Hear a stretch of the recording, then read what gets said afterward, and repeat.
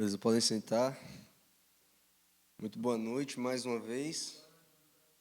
Boa noite. Estamos aqui então, como o João Lucas falou, continuando a nossa série Conhecendo o Nosso Salvador. Deixa eu arrumar as coisas aqui. E tem sido uma série muito boa. Eu tenho curtido bastante. A gente está contando aí com a ajuda dos pastores, da Esperança. Pastor Tiago, que está aqui, deu uma palestra. Pastor o Matheus Miller também deu. Pastor Sami esteve com a gente. Eu já dei algumas também. O seminarista Gabriel também. Então, a gente tem seguido essa série conosco aqui do Praise, com os pastores da Esperança, com essa intenção, de crescer na graça e no conhecimento do nosso Senhor e Salvador, Jesus Cristo. Queremos conhecer mais a Ele, porque queremos espelhar mais a Ele. Nós somos muito gratos, todos nós aqui, se não a grande maioria, creio eu, tocados pelo Evangelho, cremos no Evangelho de Cristo, cremos no que Ele fez naquela cruz por nós, o sangue derramado. Por isso que o tema hoje, a tela do Praise não está funcionando aqui, mas vocês notarem a estética da série é toda vermelha. Algumas pessoas até estranharam, achando que era meio de fogo, assim, do inferno, mas na verdade é para espelhar o sangue que foi derramado na cruz. E vimos vários temas. O presbítero Cauê, na verdade, deu a primeira palestra. Ele deu uma abertura falando meio que aumentando a expectativa, levantando a bola para nós, todos os temas que nós íamos abordar. Então, ele falou que Cristo é o centro de tudo, não só o centro do Evangelho, mas de todas as Escrituras, de tudo aquilo que a gente estuda, e Ele também é o centro das nossas vidas. E essas partes bem aplicativas vão chegar nas últimas palestras dessa série, e eu estou bem animado para chegar lá. Mas também vimos muitos outros temas. Vimos a eternidade de Cristo, vimos como Ele é eterno, em João 1, o Verbo estava com Deus, o Verbo era Deus na criação, antes da fundação do mundo. Então, tudo isso mostrando para nós quem Cristo é, e nós queremos conhecer mais e mais sobre Ele. Vimos temas como o Antigo Testamento e como Cristo é o centro do Antigo Testamento também, e foi um tempo muito legal que a gente teve de bate-papo, conversa também, foi bem interativo. Tivemos muitos temas falando sobre Cristo e a cristologia, o estudo da pessoa de Cristo é um estudo muito denso, tem muitos temas, e a gente está meio que fazendo um grande resumo para conhecer um pouquinho mais sobre ele. E vimos sobre a encarnação, o homem-Deus, ele é verdadeiramente Deus, verdadeiramente homem. Falamos sobre a dupla natureza também com o pastor Sami. Então, muitos temas, tem muito o que fazer, e com certeza todos esses temas trazem bastante perguntas. Por isso que depois de cada palestra a gente tem o tempo de perguntas e respostas também. Então, vamos aproveitar esse tempo que nós temos, é sempre muito bom. E hoje, continuando essa série, o tema que caiu no meu colo é a obediência do Filho, a obediência de Cristo. E só nesse tema, só nesse título já tem algumas perguntas para responder, Se Cristo é Deus, se Ele é verdadeiramente Deus, por que Ele tem que obedecer qualquer pessoa, Ele sendo soberano, quem que Ele precisa obedecer? Se Ele é verdadeiramente Deus, por que Ele tem que se sujeitar a isso? E se Ele obedeceu, de que maneira Ele fez isso? Eu gostaria de responder essas perguntas e entrar um pouquinho nesse tema e da forma mais breve possível. E aí, qualquer dúvida, qualquer coisa que eu não deixar claro, a gente pode tirar aí durante o tempo de perguntas e respostas, beleza? Então, deixa eu orar mais uma vez. Eu vou ler o texto que eu tenho aqui para hoje e entrar nesses temas rapidamente, beleza? Senhor Deus, mais uma vez, muito obrigado, Pai, pela graça, pela alegria que temos de poder conhecer mais e mais sobre Ti e sobre Teu Filho. Obrigado por Cristo, o nosso Salvador. Queremos conhecê-lo e dessa maneira crescer o nosso amor por Ele. Enquanto mais nós entendemos o que Ele fez, mais nós nos deleitamos na graça de viver Cristo. E temos a perspectiva maravilhosa que Paulo nos ensina na carta dos Filipenses, que viver é Cristo e morrer é lucro, que o que nos aguarda é a eternidade ao lado de Ti.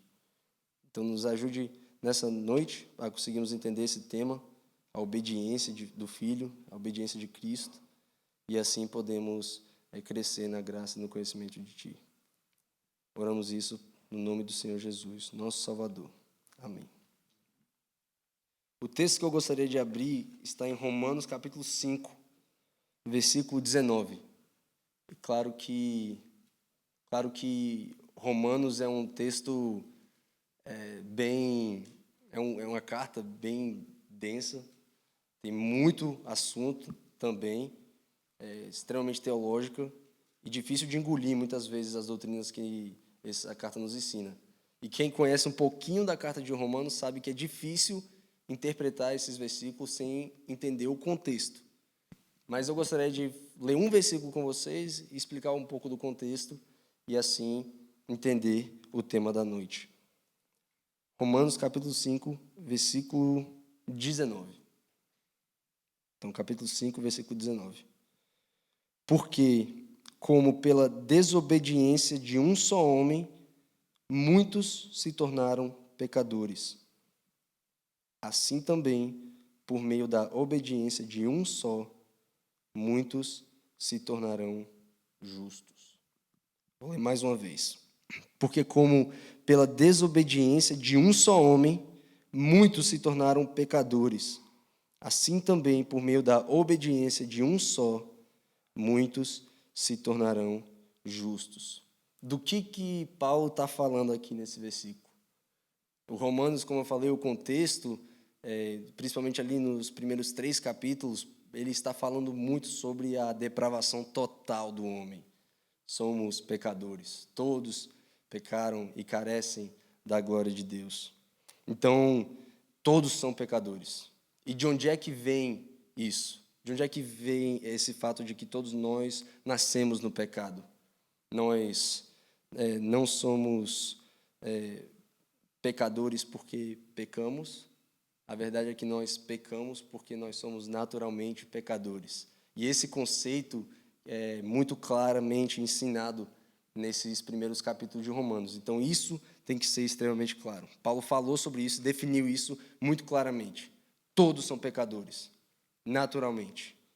Então, a gente continua e entende que aqui, no contexto do capítulo 5, a partir do versículo 12, ele está fazendo uma comparação sobre a obra de Adão e a obra de Cristo. Então, de quem Paulo está falando nesse versículo aqui é exatamente dessas duas figuras. A desobediência de Adão é a desobediência que muitos se tornaram pecadores por causa desse ato. Por causa da desobediência de Adão no jardim, que nós conhecemos bem a história, é que ele diz muitos se tornam pecadores, mas pelo contexto, o capítulo 3, a gente sabe muito bem que muitos aqui, ele está falando de todos. São todos. Todos se tornam pecadores por causa da desobediência de Adão. Adão trouxe o pecado para o mundo, então, dessa maneira, todos nós somos herdeiros do pecado. Mas, assim também, por meio da obediência de um só, muitos se tornaram justos. E aqui ele está falando de Cristo. O contexto todo do capítulo 5, aqui, é ele falando sobre essa comparação, Adão e Cristo. Então, Adão foi o que desobedeceu e trouxe condenação ao mundo, e Cristo foi aquele que obedeceu e, por causa disso, muitos se tornaram justos. Então, como é que isso faz sentido? Como é que a obediência de um homem conseguiu trazer justiça e salvação para todos nós? Adão, ele quebrou aquilo que é a lei. Isso é um pouco do contexto também que está sendo dito aqui no capítulo 5. Adão, era necessário que Adão cumprisse a lei, que ele fizesse as boas obras que eram requeridas dele. Deus, quando ele deu o mandamento, ele deu alguns, né? Alguns mandamentos positivos. Multiplicai-vos e comam de todas as árvores do jardim. Mas um mandamento com negativo ele deu, né? Não coma desse fruto. Então ele, através desse mandamento, foi lá, quebrou e trouxe pecado ao mundo. Então, o que temos aqui é o pecado entrando no mundo, e assim é uma história inteira de redenção com a promessa logo ali da vinda do Cristo. E o Antigo Testamento todo, como nós vimos, é essa expectativa da vinda do Messias. E Entendemos, então, através da história da redenção e da salvação, até a vinda do Messias, que obras eram necessárias, sim, para a salvação. É necessário guardar a lei para atingir e alcançar e obter a salvação. Mas com esse contexto que nós temos de Romanos, que todos são pecadores, naturalmente, é algo impossível para nós fazermos. É impossível nós, através das obras, alcançarmos a salvação. Então, temos um grande problema. Porque, através da nossa obediência, nós nunca iríamos alcançar a justiça. Porque é impossível perfeitamente guardar a lei de Deus. Naturalmente, é impossível. Então, talvez aqui a gente está conseguindo entender um pouco do que esse versículo 19 está querendo nos dizer. Então, a salvação por obras nos condena em si só.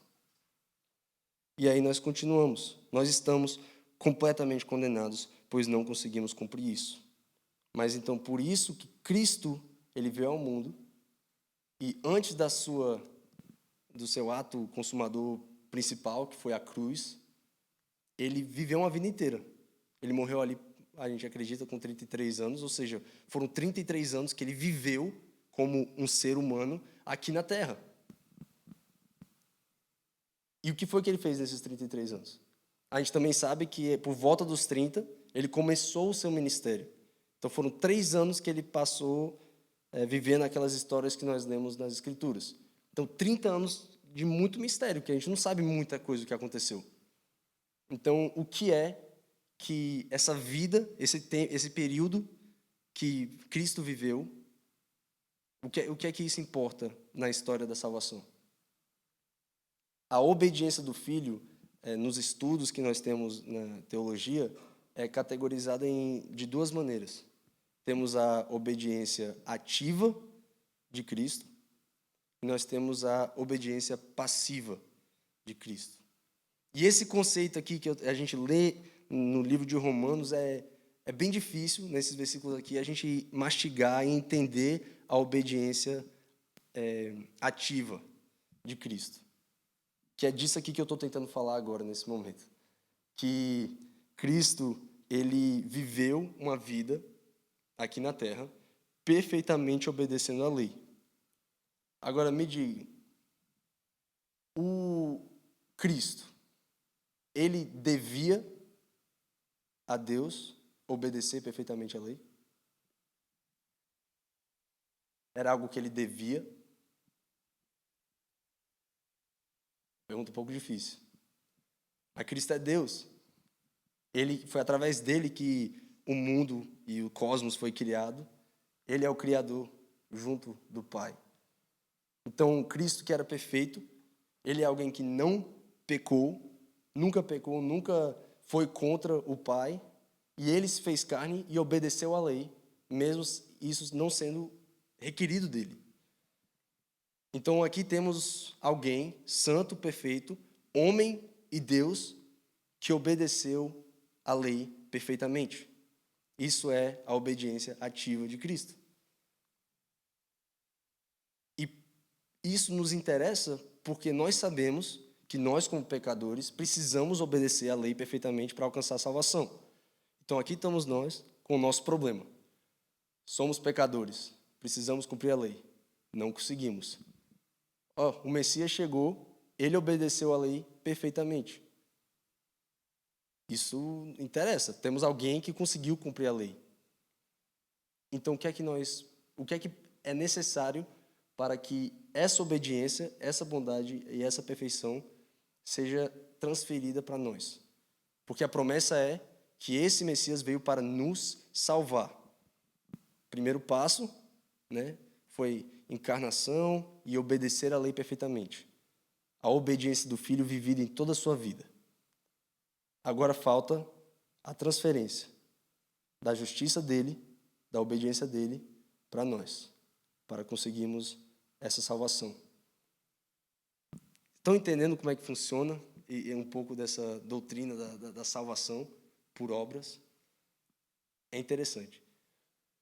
E de forma muito interessante, o que transfere a bondade de Cristo, a sua obediência ativa para nós, é a sua obediência passiva. Porque o que é a obediência passiva de Cristo?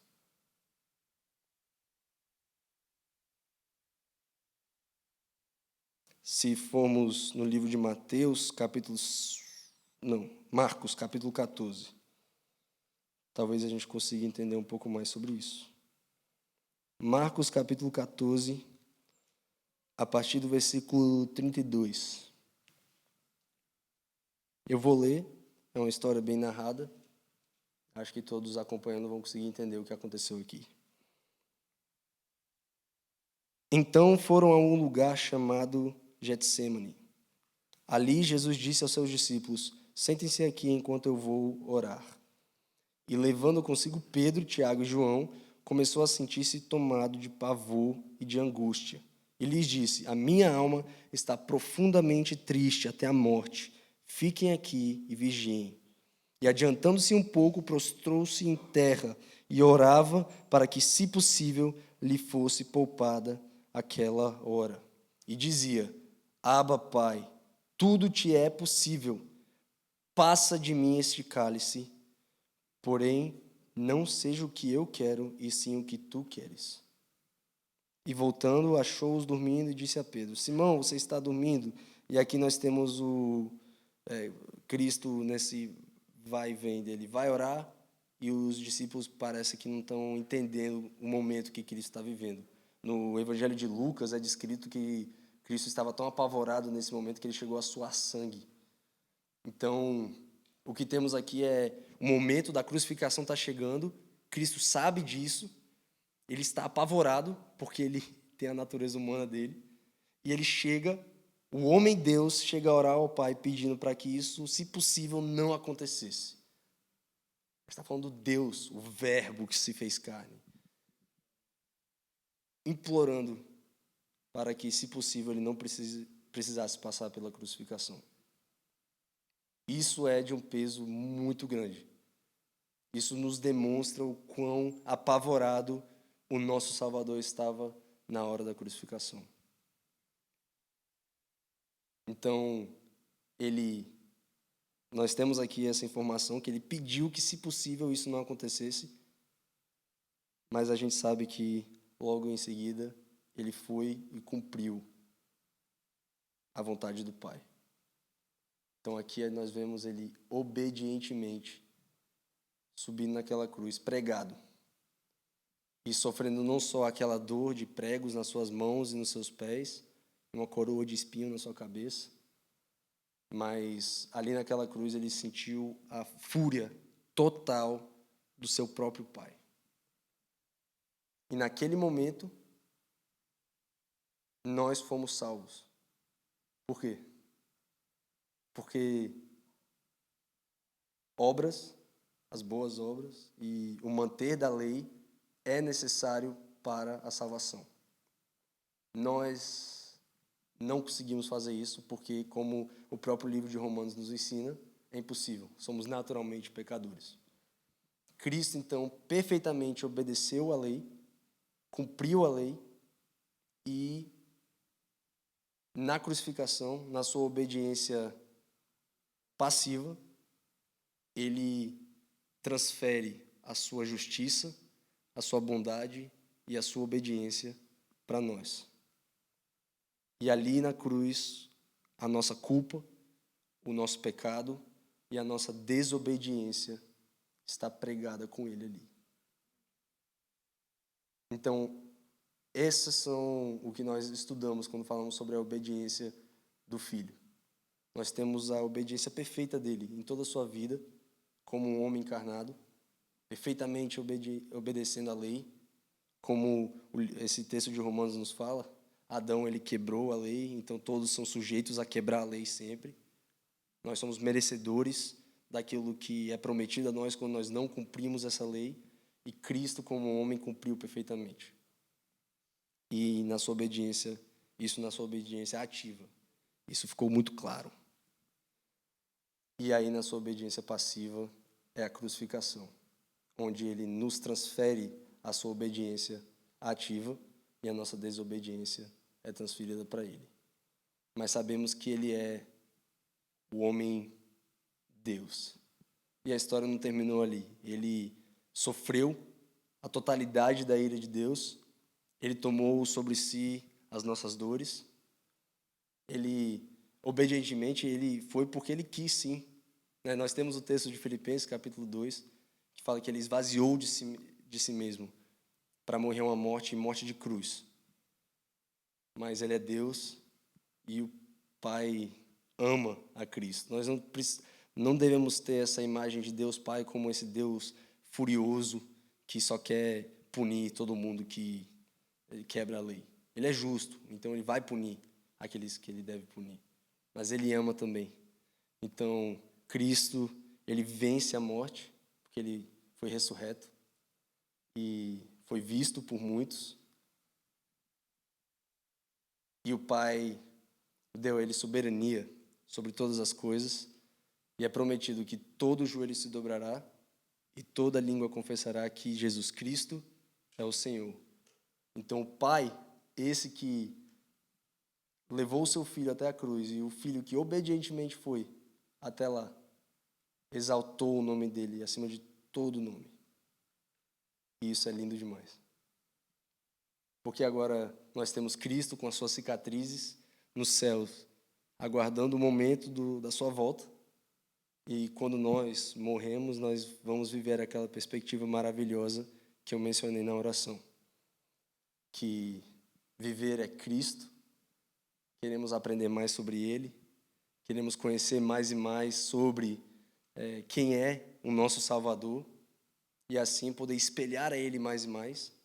E um texto como esse aqui e um tema como esse aqui da obediência, isso nos motiva a obedecer mais a lei, e eu vou entrar nisso um pouquinho agora.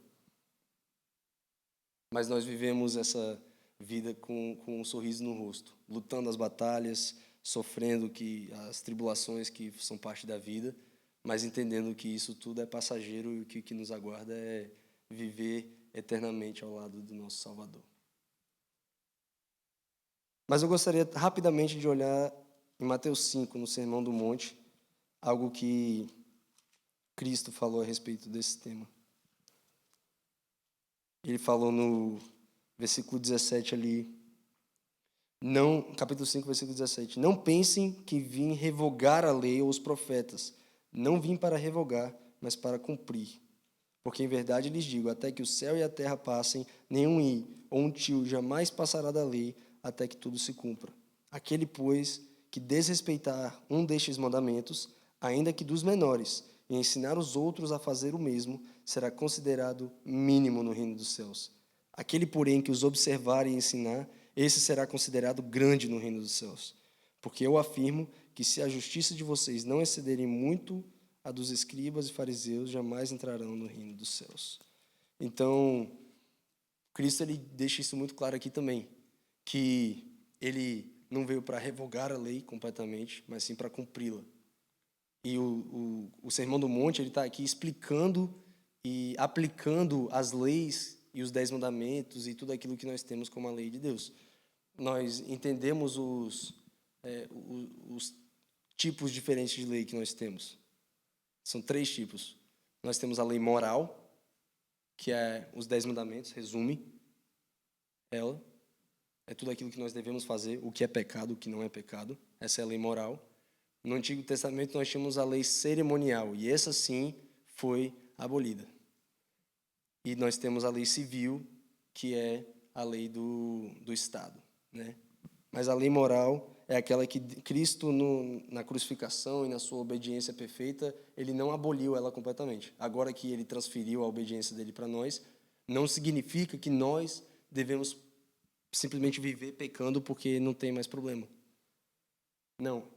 Deus, e Cristo, quando ele nos salvou e ele transferiu a sua obediência para nós, ele nos deu mais um presente além da salvação, uma dádiva que ele prometeu quando ele estava sendo ascenso aos céus, que é o Espírito Santo.